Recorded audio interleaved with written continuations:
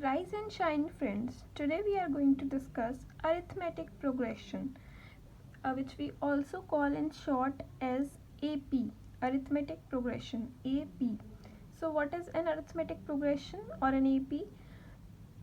It is a sequence of numbers in which we get each term by adding a particular number to the previous term. That means एक ये sequence of numbers होती है. Sequence क्या होता है? जो चीज़ चलती जाए चलती जाए चलती जाए.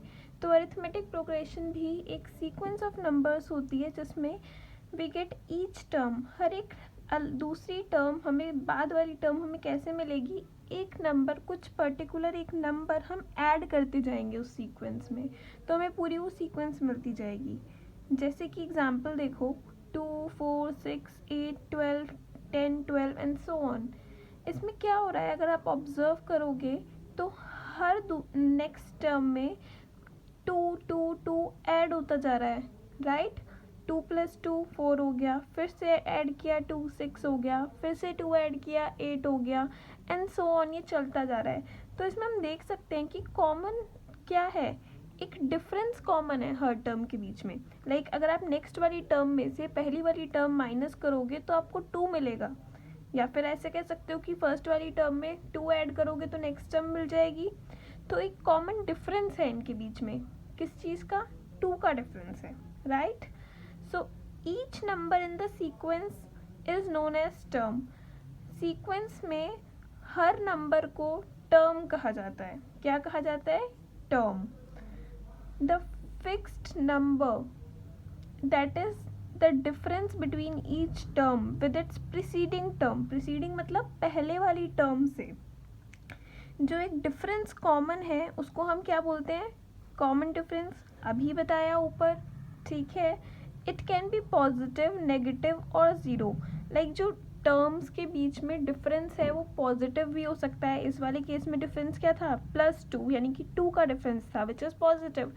It can be negative as well. हो सकता था -2 का डिफरेंस हो. फिर ये सीक्वेंस उल्टी लिखी जाती है, like 12, 10, 8, 6, 4, 2 and so on up till negative infinity.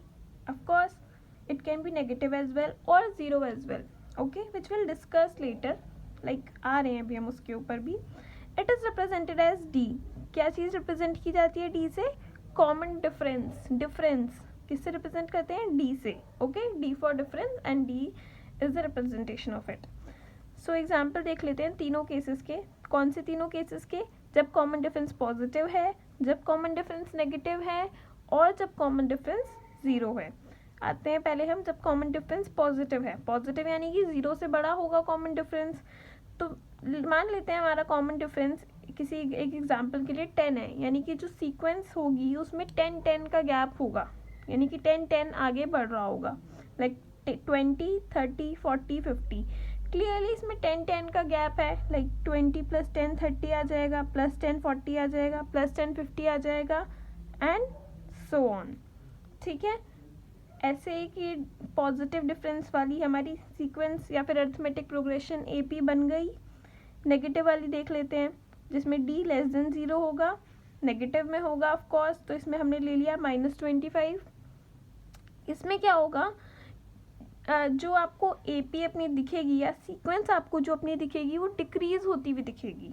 Of course positive है, कुछ प्लस वाली चीज़ ऐड हो रही है तो वो बढ़ती हुई दिखेगी आपको, इंक्रीज होती हुई दिखेगी.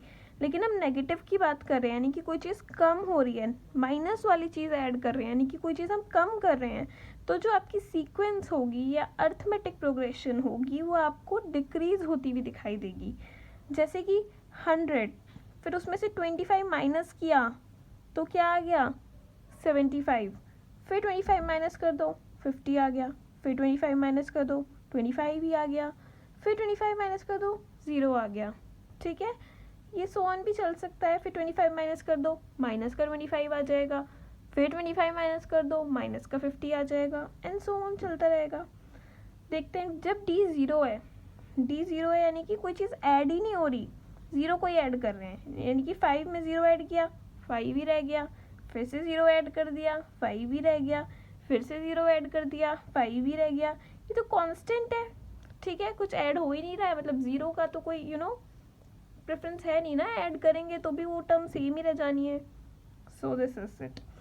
Now general form of AP, arithmetic progression को जनरली हम कैसे लिखते हैं?